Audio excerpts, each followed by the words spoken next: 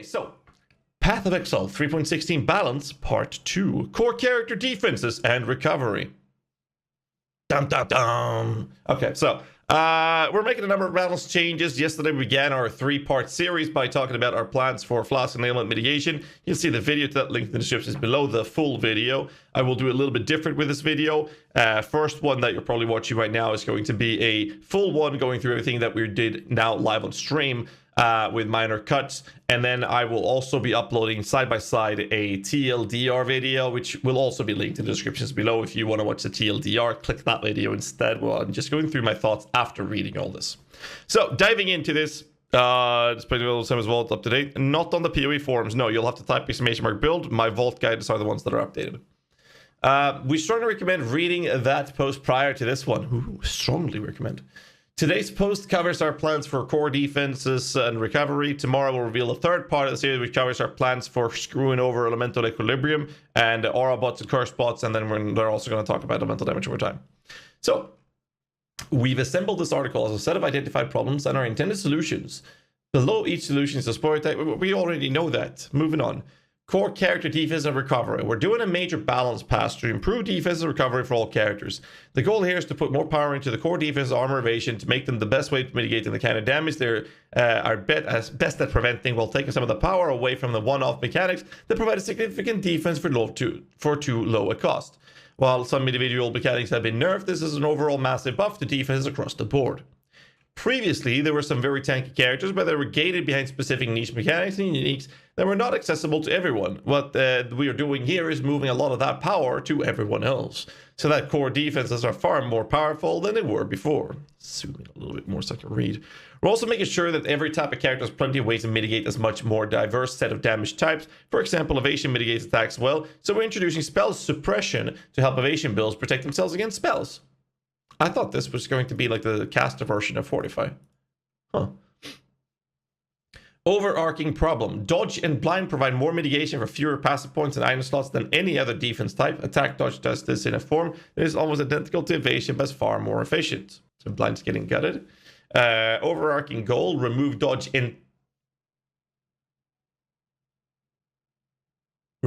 entirely and review certain powerful mechanics like blind and Fortify for non-melee characters. Improve almost every other scalable defense type significantly to make them more powerful. This includes armor, evasion, energy shield, recovery, and spell block. The fuck did I just read? I got a couple of build guides I need to look at. Shit. Problem. Armor as a core stat doesn't provide sufficient defense with low to medium investment. Armor characters instead rely on a number of other mechanics to provide them with the defensive against physical damage that armor is meant to provide. Solution: improve the armor formula so that armor is more powerful, providing better mitigation across the board. Increase the strength and modifier on items that add base local armor.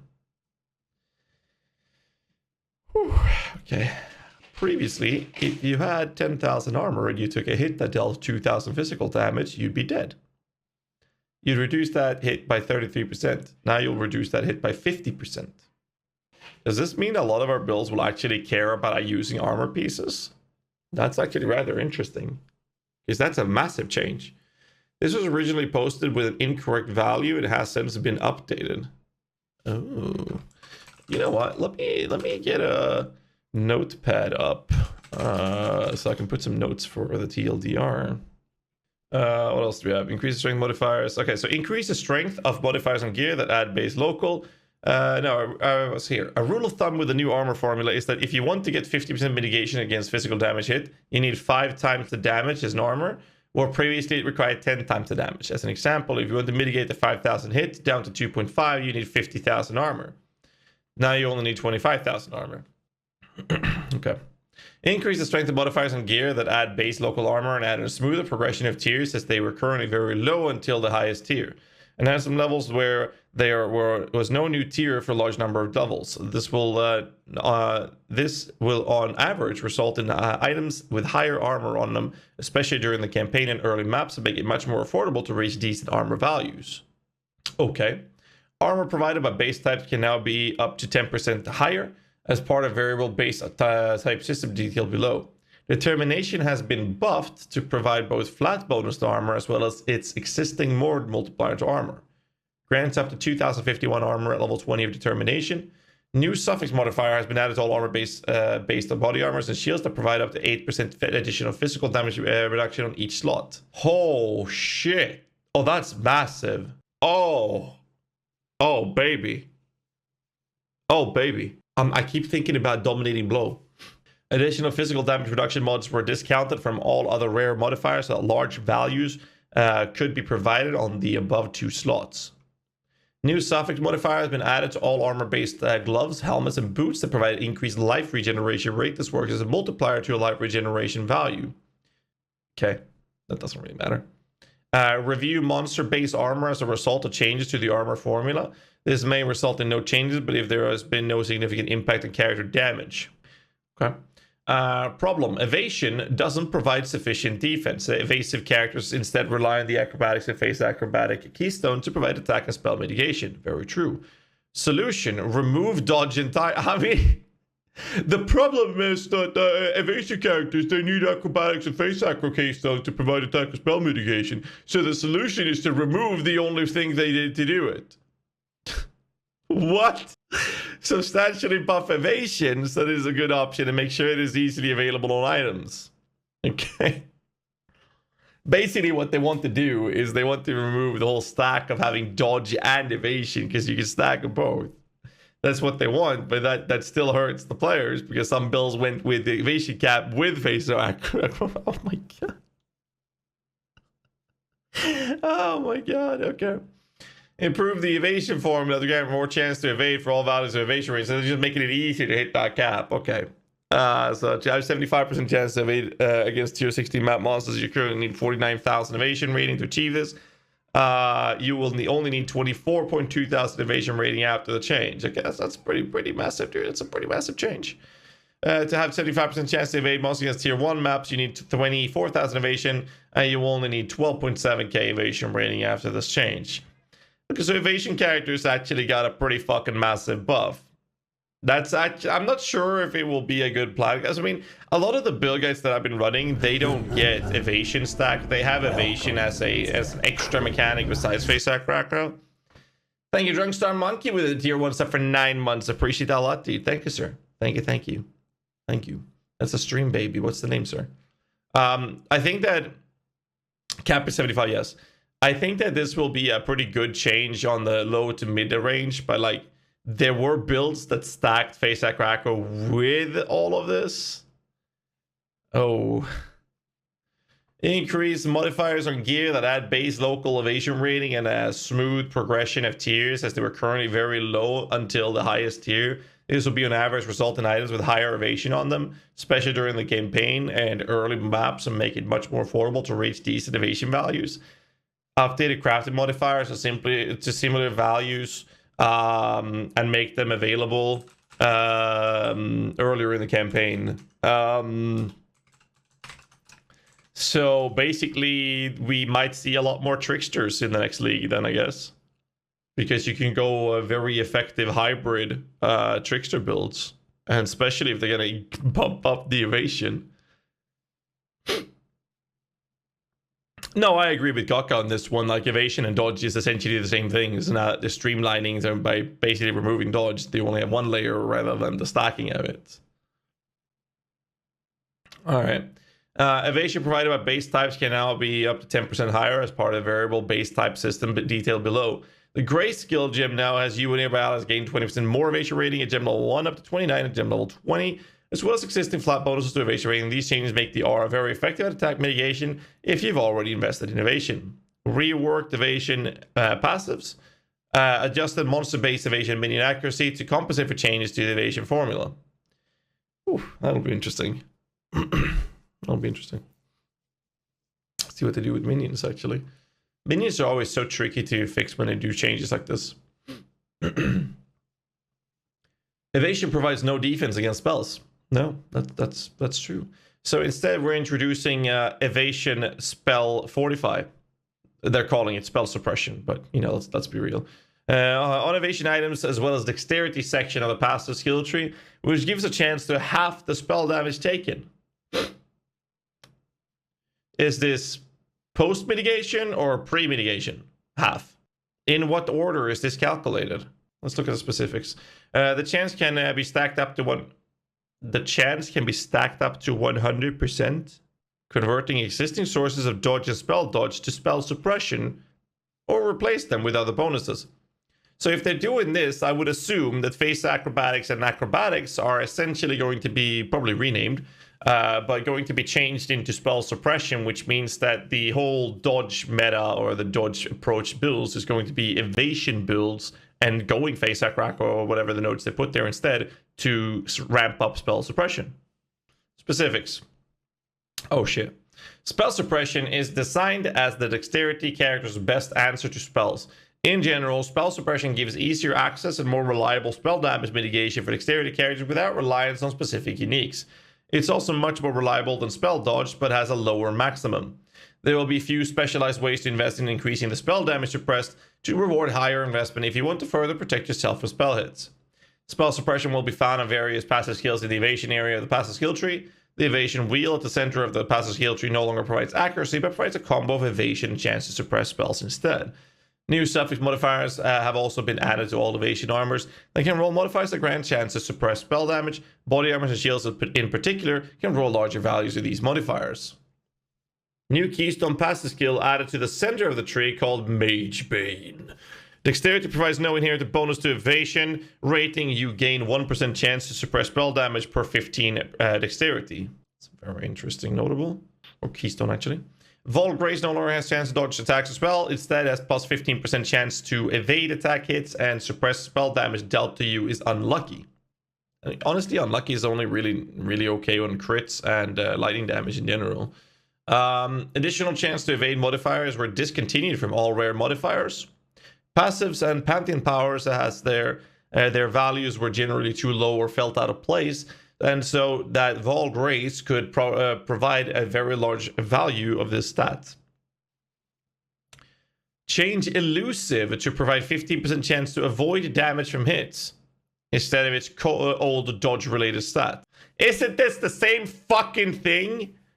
You get 50% chance to avoid damage rather than dodge damage. Change Wind Dancer to further improve high evasion builds rather than producing evade chance. By making it riskier if you're not evading attacks a lot. It now gives less attack damage taken if you haven't taken a hit by an attack recently, and more evasion rating and attack damage taken if you have been hit. So it's better for evasion characters that have high evasion rating and bad for characters that are being hit a lot. It has no interaction with spells now to focus its interaction on evasion. Acrobatics has been redesigned. It no longer has any of its old properties. It now changes any modifiers of spell suppression into spell dodge. Okay, so acrobatics has been redesigned. It no longer has any of its old properties at all. Instead, it now changes any modifiers to spell suppression into spell... Wait, what? Into spell dodge? I thought you were removing dodge. I mean, wait, hold up now. It now changes any modifiers to spell suppression into spell dodge. I thought you said you were going to remove dodge, but now they're in... Like I say, it's just attack dodge? Okay. Only attack dodge then. So instead of spell suppression, the acrobatics is going into spell dodge instead, and spell dodge is still there. Okay. The intention is that acrobatics is the only source in the entire game for spell dodge. Okay, there we go. For characters who would like to benefit from that playstyle still. Spell dodge is still capped at 75, and the keystone passive will specifically mention this. Face acrobatics no longer exists. Okay. Many other small changes on top of those noted above to improve specific items, passive, and skill changes or skills. Oof. So to get spell dodge, since it changes modifiers, you still need to invest into spell suppression. So why on earth would you? Well, okay, so you can stack spell suppression, right? Or you can convert into spell dodge, right? I don't know. It would only be worth it if you actually overcap it, but I don't know. That seems so odd. That's very odd. Problem. Due to armor and evasion not working effectively as primary defenses previously, we've introduced a lot of mechanics over the years that either scale them too efficiently or scale them off too efficiently or not well enough. The intention would be that the straightforward way of getting armor or evasion on your items is the best way to maximize its efficacy. Solution: review all mechanics that scale off armor and evasion and all mechanics that grant large values or increase to armor and evasion. Oh, sweet Jesus. Okay. Vulnerable to shell buff now will grant 50 armor at gem level 1, which is doubled, up to 858, which is almost, well, it's doubled there as well. Buff no longer grants 29% more armor, now grants 35% damage from hits is taken from the buff before your life or energy shield at gem level 1 previously was 30, up to 40 instead of 35. So basically vulnerable to shell got buff. Brass Dome Unique is being redesigned to more properly embrace its identity of a high armor body armor, while not providing as extreme of a difference compared to a rare body armor with the top tier armor roll modifiers. Very interesting. Memory Vault no longer grants gain armor equal to your reserved mana. Instead, it grants 1% increased armor per 50 reserved mana. Okay. The Formless Flame and the Formless Inferno now grants armor is increased by overcapped fire resistance, previously uncapped fire resistance.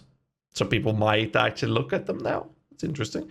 Creation's Carapace now grants 200 to 250 increased armor, which was previously 300 to 350. It provided just a bit too much armor compared to rares when considering all other stats it provided.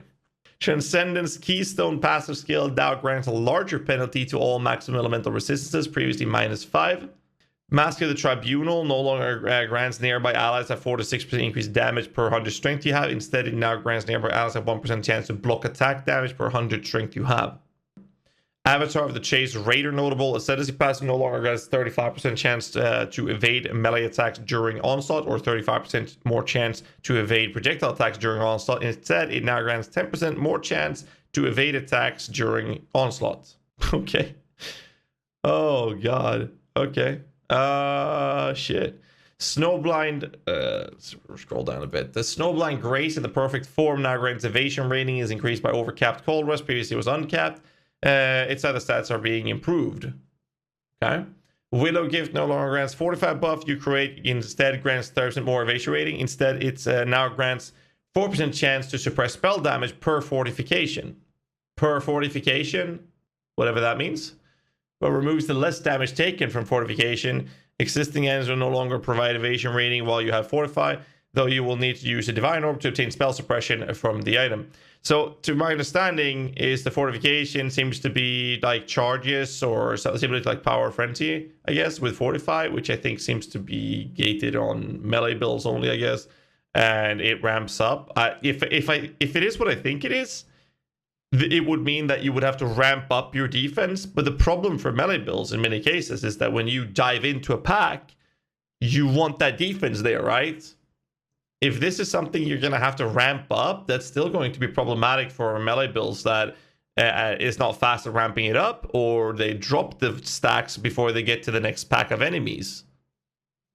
I don't know. We'll see what they say later. Problem: characters who rely solely on armor are not protected against elemental damage. Really? Solution: add more maximum elemental resistances to areas of the passive tree that have armor in them. Hold up now. Are we getting more access to max LE res? It's like one of the best stats ever, especially for hardcore. Holy shit. Specifics: more access to maximum elemental resistance have been provided to armor areas of the passive skill tree in order to shore up the weakness of armor-focused characters. More information on the passive skill tree change will be coming later. Armor build's gonna be the meta, boys. First problem: the Veil modifier that increased the quality on equipment was required to maximize the energy shield from an item. Not always, actually. What are you guys talking about? Not always. The best Spectre chest in the game did not use quality craft. It did not use the quality craft. The absolute best Spectre chest made in the game does not utilize this. No. This is a problem because you cannot pick up the best energy shield items off the ground. No, but that has less to do with the craft. Second problem: stacking the energy from not notable passive cluster was too efficient as a way to maximize your energy shield. What? What are they on about? Are they high? It is better to have a good rolled 3 passive ES small cluster than it was to stack energy from naught. The problem is that it's annoying as fuck to craft. You want an int ES effect. It is the best fucking jewel. And they were rather cheap. The problem is that they're harder to craft than just smacking in energy from naught. But okay, so I will agree to this, though, that it was too efficient in terms of it being cheap and easy to access. But still. Okay, let's look at the solution. I don't want to read the solution, man. I don't want to read the solution. Replaced the veiled modifier and lower the power on the energy from not replaced or removed. What do you replace it with? And then the lower the power energy from not notable. So the best ES small cluster is still going to be the best. It's just going to be even better. I'm so confused with what they're doing. Oh, okay. Compensate all characters for the loss of maximum energy shield by increasing the strength of all energy shield base types. Add more energy shield to the passive skill tree. How much ES do you think we can reach with the Vortex character, though? Specifics. Okay, let's look at the specifics. ES provided by base types can now be up to 20% higher. As part of a variable base type system detailed below. The Veilcraft modifier that provided quality and strength X intelligence no longer provides quality. This is to keep the top end at about the same while bringing a lower investment energy shield up. Instead, it now grants up to 25% chance to avoid Ignite, Freeze, and Shock depending on the attribute. Also providing another way to allow characters to solve their ailment problems. Okay. The energies from not cluster jewel notable passive skill now grants plus 60 down from 100. Oh my god. Okay, so just to verify this, the Veilcraft modifier that provided quality and strength, dexterity, intelligence no longer has the quality craft. And this is to keep the top end and we're bringing up the lower end. Okay, and then it gets the evasion stuff instead. The energy provided by base types can now be up to 20% higher as part of a variable base type system detailed below. I'm so genuinely confused. The bases can roll fucking different base ES. Where did they say that? That wasn't stated. Below, like, for which have I gotten to it or not? I mean, if I haven't gotten to it, because what I read here doesn't say it. Add a new passive to grant energy shield to various locations on the tree that didn't have any ES passives. Okay, so if I haven't read it, there's no reason to tag me, because I do try to read the chat. We're gonna upload this to YouTube. If I haven't read it yet, don't tag me, please. Either way, what did it say? Add a new passive to grant energy shield to various locations on the tree that didn't have many energy shield passives. I mean, we already have massive amounts of energy shield. Because, I mean, enemy provided by the base types can now be 20% higher as part of a variable base type system detailed below. Like, we have to read this before we get to it. Problem. With a desire to increase armor, evasion, and energy shield power across the board, we felt the base values and items were too low. In addition, we feel that our item system needs more base type. How the fuck do you pronounce this word? Heterogeneity. More base type. Hold on, what does it mean? The quality or state of being diverse in character or content. The quality or state of being. English is not my native tongue, so bear with me here. The genetic heterogeneity of human populations. The quality or state of being diverse in character. Okay, now I understand the word. Never seen this word before. We're learning. A solution to the base type heterogeneity. Base types are now generated with a random 0 to 10% higher base defense as an inbuilt currently non-modifiable property. Geez, I have to read this one more time. Base types are now generated with a random 0 to 10% higher base defense. What? As an inbuilt currently non-modifiable property. So you're telling me that an item level 86 Vol Regalia can have more or less energy shield compared to another item level 86 Vol Regalia. Because that's how I read this. And it is non-modifiable. Why does this keep reminding me of finding an ethereal base for your Merc for Rune Words in Diablo? Oh, I got the best base item with enough item level to generate enough sockets for my Merc. Great. Then I randomize it and I okay, fuck, I got 5 sockets, I needed 4. Okay. Oh shit, I found a giant thresher. But the giant thresher is not the best because it has to be ethereal. Now there's a 0 to 10% higher base defense. So now there's like what, 10 other rolls on the same base item. And if you want to maximize your character, you need to get that base that is roll 10%. I hope this is visible as a number at least. The thing is, what you need to realize with this change is that 0 to 10% higher base defense matters a lot when it comes to energy shield. Okay? A lot. That is base energy shield. Base defense. So much energy shield. Jesus. How the fuck are they going to make a filter for this? I feel bad for Neversink as well. Jesus.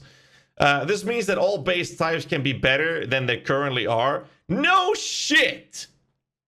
And armor base types are not... who the fuck posted this? Bro, we're gamers, not some fucking English fucking teachers in school. Homogeneous. But genius, no. Genius? Homogeneous? Ah, fuck me, I have to look this up. I said it right for the first time. Homogeneous. Because it's like the same thing. That they're similar to one another, right? For the base types. I know what the word means. I just don't know how to fucking pronounce it anymore. So they're just doing that with the armored base types. Can't they just say that they're... God damn it. Just give us some simple words, man. I just want to play games. Energy shield values of base types instead vary from 0 to 20%. What? What the fuck, man? What the hell is going on? What are they doing to the game? This is crazy. Are you fucking kidding me? You know how crazy this is? Oh, you want to find a good base for +1 Spectre chest in Delve? Well, you're shit out of luck. You need to get that +1 Spectre on a Vol Regalia. And every time you drop one, it has to roll between 0 and 20% of you getting the best base. Oh my god, I need snooze. Fuck me. Let me put a fucking note on this. Base items, what the fuck. There we go. Problem. Energy shield is most often used with leech and regeneration like life, rather than embracing its unique recharge mechanic. There's only really one build that utilizes a recharge mechanic, and that is the Cold Dot Vortex Occultist. That we have a guide for that matter. Solution. Increase the base recovery rate for energy shield recharge. How is... Okay, I'm not going to read the rest before saying this. Increase the base recovery rate for energy shield recharge. I'll have you know that the Cold Dot Vortex character is designed with Wicked Ward so that when you start your recharge, the character is essentially immortal for the next 4 seconds. The build cannot die in the coming 4 seconds that the recharge is happening. So this solution is going to make that recovery when that starts to ramp faster up the max energy shield, right? And that's not needed, I can tell you that much.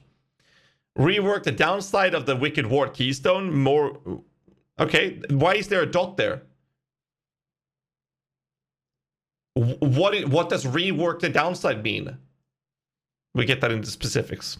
Dude, I'm on fire right now, dude. I'm heated. I'm just getting stuck on one sentence. You know, watch the specifics in a sec. More improvements to energy shield recharge to the core modifier pool for energy shield gear away from specialized item mechanics. So they're moving the improvements to energy shield recharge to the core modifier pool for ES gear. This is essentially on very few pieces, but mostly bench crafts. Alright, let's have a look at this. Energy shield now recharges at a base amount of 33 per second, previously 20. That's whatever. Wicked Ward Keystone passive skill no longer grants 50% less energy shield regeneration rate, or 50% less maximum total energy shield recovered per second from leech. Instead, it now grants 40% less energy shield recharge rate. This brings the recharge rate with Wicked Ward down to 19.8% per second, while before it would have been 20% with or without the keystone. It also allows you to invest in other forms of energy shield recovery if you would like to, like including energy shield leech in your build. Recharge also has more avenues of scaling as mentioned below. This combined with a faster natural recharge is almost entirely a buff. You know what the only thing is going to happen with this change? We're going to check the rest of it in a second, but the only thing that's going to happen here, they said the problem is that energy shield is most often used with leech and regeneration like life. This change means that the builds that actually use recharge will be using regeneration as well. I don't know. Maybe the GGG staff doesn't play CI builds. New suffix modifiers have been added to all energy shield based body armors and shields that provide up to 66% faster start of energy shield recharge rate on each item slot. What? Hold up. There are new suffix modifiers that have been added to all ES based body armors and shields that provide up to 66% faster start. Okay, let me put it this way.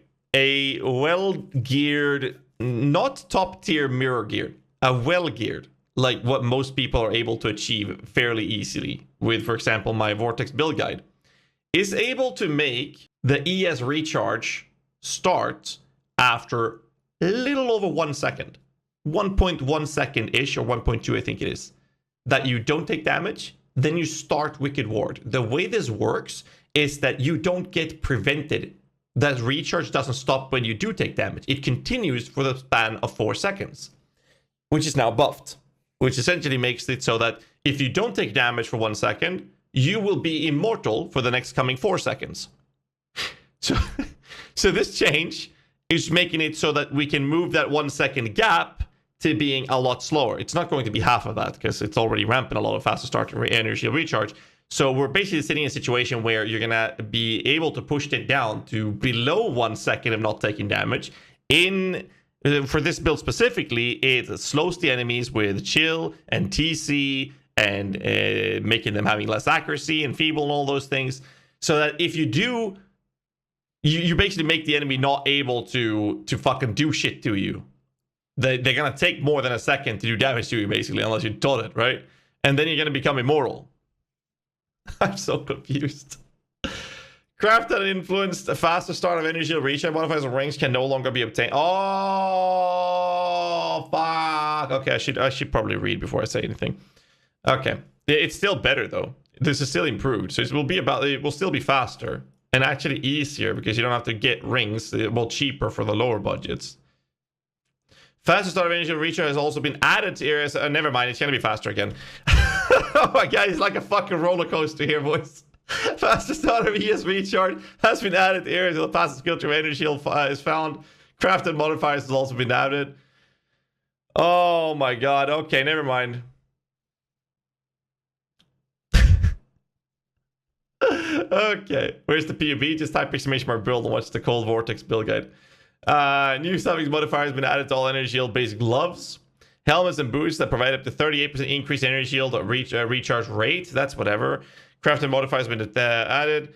Percent energy shield regeneration modifiers can no longer be obtained in energy shield based body armors and are no longer in the influence modifier pool. Okay. The Ghost Reaver Keystone is now prevents your energy shield from recharging. Previously 50% less than energy shield recharge rate. I think that's a fair change. The Crusader modifier for gloves that provide increased maximum total energy shield recovery per second from Leech now provides 15, previously 10. Okay. Increased maximum total energy shield recovery per second from Leech has been improved on the passive skill tree, so energy shield Leech is now stronger with investment. They managed. Oh god, it's just something that I think is so funny when they do changes like this. Is that they affect builds that shouldn't be touched, and they buff them or nerf them, right? A prime example is the mana changes and unbound ailments allowing, which is fine for mana and dot builds, right? So that's what they were going with, but the inherited result of such a change was to give minions that went cold conversion 50% increased cold damage taken on enemies, which is just a result of that change. So they're changing things that are that are not essentially for these type of builds. This change right there just massively buffed up the idea of running the Dark Pact build. The Dark Pact build was having some slight problems with the leech changes, right? And with this change, we're going to be back on being immortal and tanking 100% deli maps in medium budgets, maybe even low budgets, depending on how strong this is. That's actually crazy. Problem: builds wanting to invest in both Evasion and Energy Shield rely heavily on Ghost Dance, requiring them to be a trickster. Give everyone access to Ghost Dance as a keystone passive. That's the solution? wait, what? They're like, yeah, let's just take that away from the trickster and give it to everyone. Okay. Every 2 seconds, gain a Ghost Shroud up to maximum of 3. When hit, lose a Ghost Shroud and recover Energy Shield equal to a % of your Evasion rating. Cannot recover Energy Shield to above Evasion rating. We're still deciding on the specific value. The Trickster Ascendancy will be changed as it no longer grants Ghost Dance. It'll be interesting to see what they do with the Trickster. Don't say rip Trickster. This might be a really good change for it, because you can still pick up Ghost Dance with the Keystone. Problem: builds wanting to invest in both armor and Energy Shield have no mechanic that gives a synergy between the two. That's because they're kind of the fucking opposite of one another. Evasion is like the middle ground, and then it's either ES or it's armor, right? I don't mind there not being a synergy between the two. There doesn't have to be a synergy, or am I going crazy? Is that just me? Do you guys agree? Add a new Keystone passive skill and add more hybrid armor Energy Shield passives to the Templar section of the passive skill tree. Well, I guess for Templar. I mean, we'll see though. I don't really care that much about this type of synergy, but I guess some people do. New Keystone passive skill called Divine Shield. Percentage of total physical damage prevented from hits recently is regenerated as Energy Shield percent. What? A new keystone called Divine Shield. A % of total physical damage prevented from hits recently is regenerated as per Energy Shield per second. Cannot recover Energy Shield to above armor. We're still deciding on specific values. This actually sounds pretty fucking amazing. You know what? I'll take back what I said before. I'll take that back and I'll say this actually sounds fucking cool. I want to try this. Not sure if I like the thematics of it, but I don't mind. That's a pretty cool change, actually. Problem: some areas of the passive skill tree, the shadow area in particular, have no defense against and very little life regeneration to overcome damage over time effects. Solution: remove damage over time effects from the game. No, that's not what they said. Oh, sorry. Improve life regeneration modifiers on gear. So instead of regenerating 7 life per second, it's going to be 9 life per second, boys. Get ready for it. And they're also going to add a keystone between Witch and Shadow area on the passive skill tree. Are you new to PoE? Between Witch and Shadow area on the passive skill tree to heavily dampen the initial impact of damage over time. Do people really feel that that is a problem? Most of the damage over time effects is solved by flasks. Poison. Fire. Right? Bleeds. I'm not sure if I would argue that that would be actually that's an actual problem. But okay. Greatly enhanced flat life regeneration modifiers on gears to be close to 2 to 3% of an expected character's life at their level.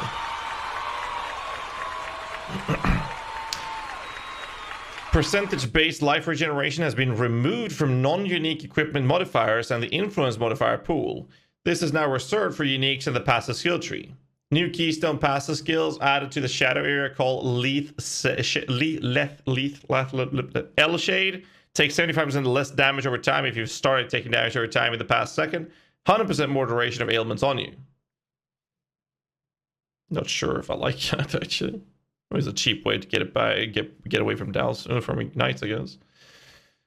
Problem: a few specific mechanics grant a lot of life regeneration, especially with the endurance charge stacking, but for many other sources of life regeneration is not very powerful.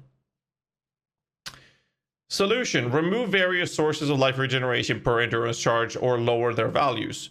Review effect that give life recovery rate and high values of life regeneration. Add new passives in the strength area of the tree that grant life regeneration and one source of increased life regeneration rates. Does this mean that Path of Math's Righteous Fire PB minor build is going to take a big hit? Because right now, most of the things that we've read so far is hurting all the defenses of that build consistently. That's the build that we did a Zero to Hero project with after talking to Pathomath about it. All right, problem. Daniel BR93 with 8 months. Thank you very much for the sub, man. Appreciate that, dude. Thank you. 3.16 hype. Let's go. Let's go, GHAZZY indeed. hypers. Problem. Shadow attackers don't have a form of life recovery that they excel at, while almost every other core character has a signature special recovery method. Solution. Add new passive skill cluster to the shadow area of the passive skill tree, allowing investment in a combination of life on hit, life on kill, and life leech. This also includes a source of maximum total life recovery per second from life leech in the shadow area of the passive tree. Okay. Witch and shadow casters don't have an accessible form of life recovery. Solution. A new passive skill cluster to the area of the passive skill tree between shadow and witch, allowing investment in life on kill and recouping a portion of damage taken as life. More information on the passive skill tree changes will be coming later. Dude, the amount of changes they're doing to this tree is going to be massive. Holy fuck. And this is not even like the big expansion that we'll get in January for 3.17. This is going to be fucking insane. It is something that we've asked for, though. We have asked for this. It's going to be very fun to see what we can come up with.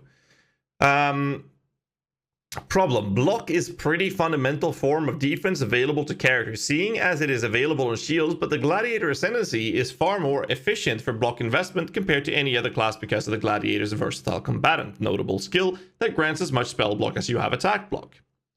Solution. Give everyone access to a weaker form of versatile combatant as a keystone passive. And replace the Gladiator Ascendancy skill. Also improve how much block chance and spell block chance you can get from other sources. Oh my god. Oh lord. Like, I was getting hyped about playing a higher budget dominating blow build, pushing like 50 plus million Shaper DPS. This, oh fuck me. This is going to be insane, dude. Like, block was already massive. Necro? Yeah, it would be a necromancer. Block was already amazing. And they're just buffing it? I understand you did the investment, but still. Versatile combatant is now a keystone passive on a passive skill tree. Grant 2% chance to block spell damage for each 1% overcapped chance to block attack damage. Also grants 25% negative maximum chance to block attack damage and 25% chance a negative chance to maximum chance to block spell damage. Oh, now that feels pretty balanced then. If you have 75% chance to block attack damage, allocating this keystone passive grants you 50% chance to block attack damage as well as 50% chance to block spell damage.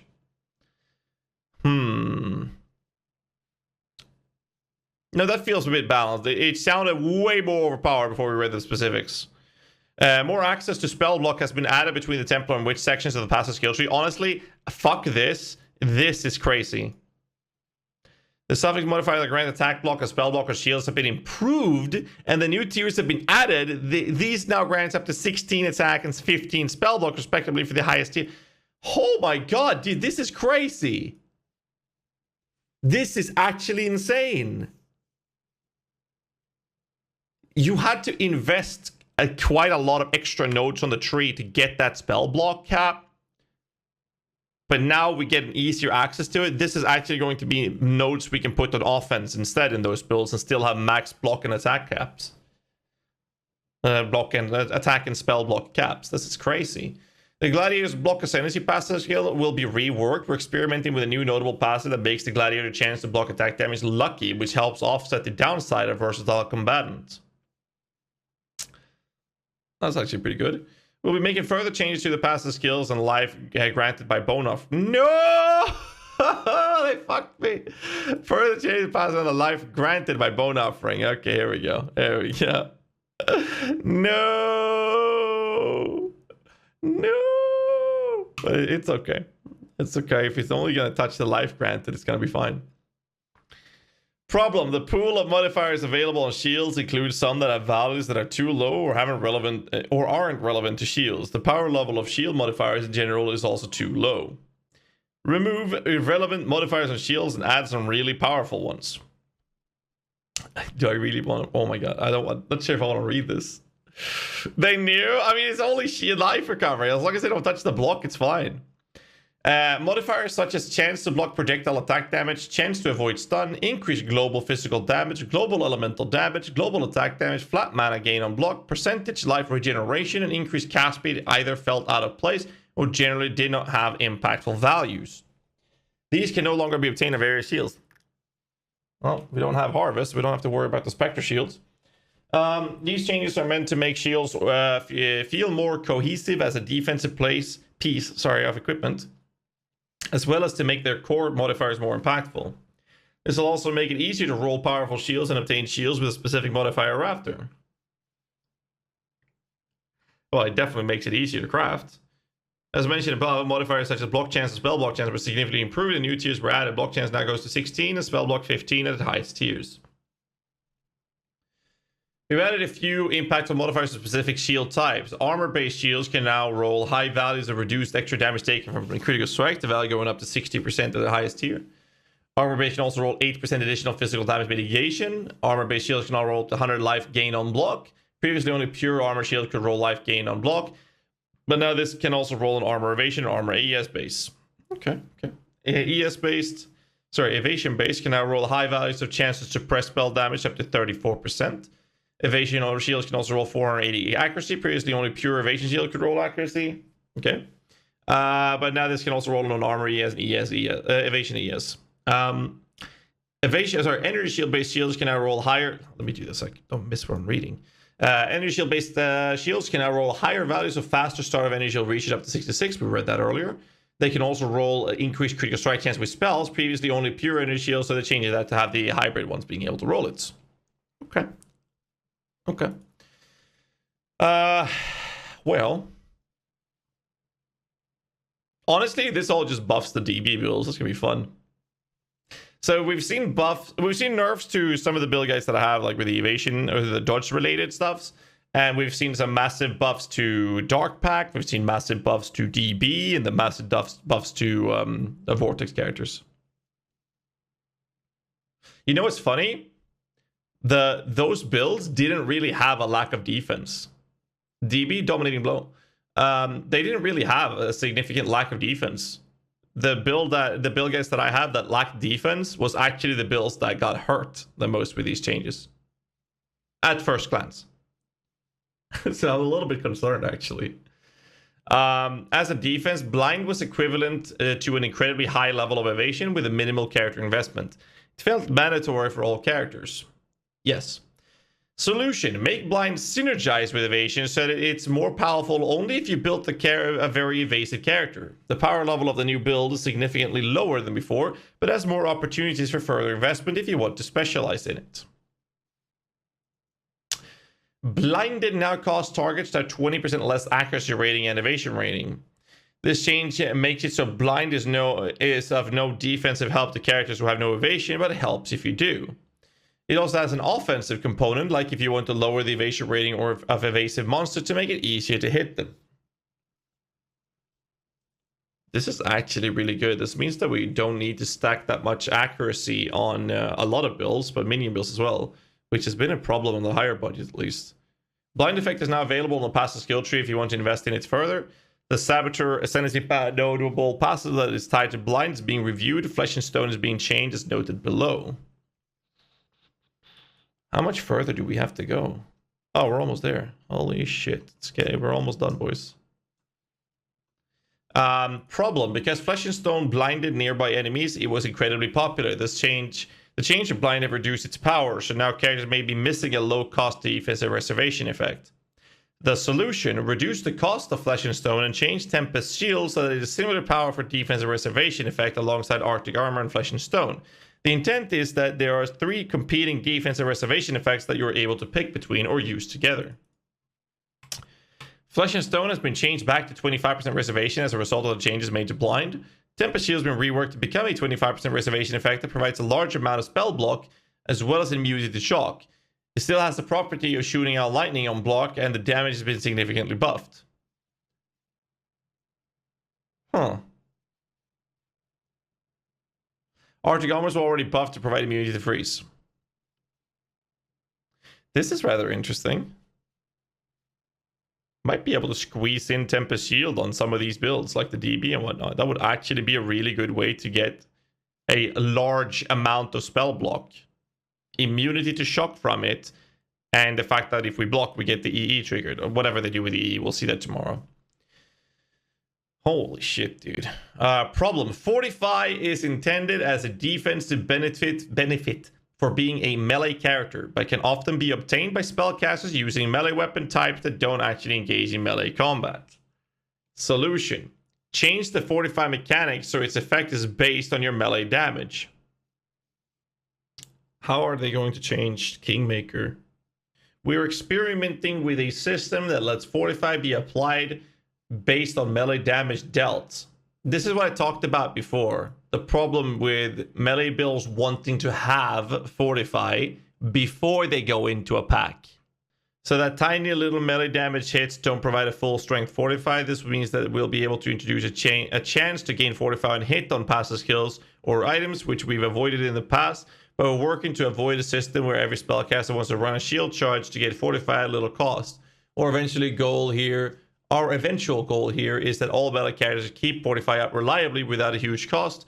Most spellcasters and range characters won't have access to the mechanic without significant investments or being a champion. I think they're going to remove Fortify from Kingmaker. That would be the only reasonable solution to it. Or gain Fortify on hit or something like that, right? Or gain Fortify R on hit, which would also make sense, I guess. I'm not sure I like the idea that a melee character will have to go in and will have to start hitting before they have to buff. Because if they're based on damage, even a melee character that uses a mobility spell ability to get into the midst of the pack of the enemies, then they have to use their next, I was about to say global cooldown, but their next ability would be their actual attack that would grant the Fortify.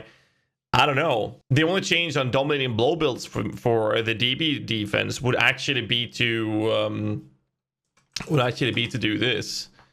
We would essentially need to spec into spiritual aid, which would give us a significant damage increase on our actual DB, which will give us a decent Fortify, I guess. So I think that's fine for DB builds, but still.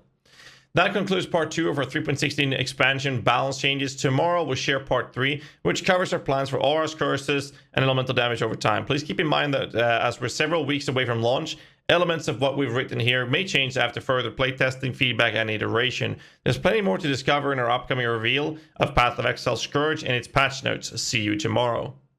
I'm going to talk to Chris Wilson, see if we can get an interview with him, or the podcast that we talked about, the sit down with GHAZZY TV coffee talk that we talked about. Chris Wilson will be joining us on that. I think we're definitely going to make sure that we do this after the league has started. So I'll talk to Chris Wilson about that, see if we can have that happening in the first couple of weeks of the league, to talk about the changes and how they feel about it, because I think that could be a really good thing to do. Oh, well, that concludes the long version of this video. I will have a TLDR video linked in the descriptions below. Make sure you hit the like button, subscribe for more content, and I'm apparently only ranked 5,000 streamer on Twitch thanks to the leaks giving me that number. So, you know, come in here, smack your Prime sub. Welcome to the crew. That timing, though.